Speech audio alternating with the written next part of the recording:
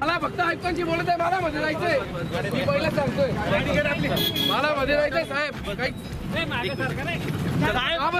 कुठले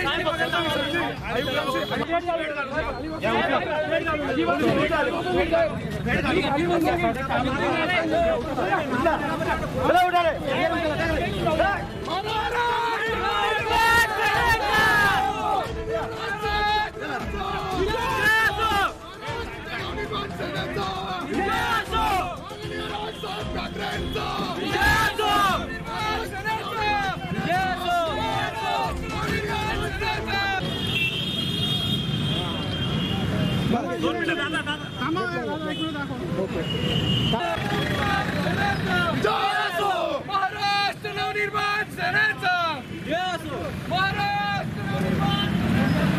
जी हस्ती बँकेसमोरील एक जिवंत लिंबाचं झाड महानगरपालिकेने कुठलीही परवानगी न घेता हे तोडण्यात आलं होतं.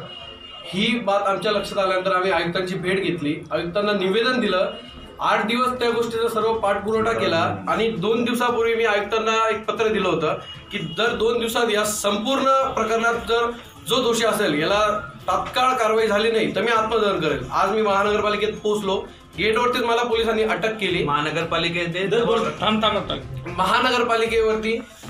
महानगरपालिकेच्या आयुक्तांनी उपायुक्तांनी हे जवळपास कुठल्या व्यक्तीला वाचवण्याचा प्रयत्न करतात. मुळात या संपूर्ण प्रकरणामध्ये आज धुळे शहरात अनेक झाडं आहेत ज्यांची कुठल्याही प्रकारची परमिशन न घेता हे तोडले जात आहेत. ठेकेदार पूर्ण स्वतःच्या मनमर्जी कारभाराने सर्व चालवत आहेत.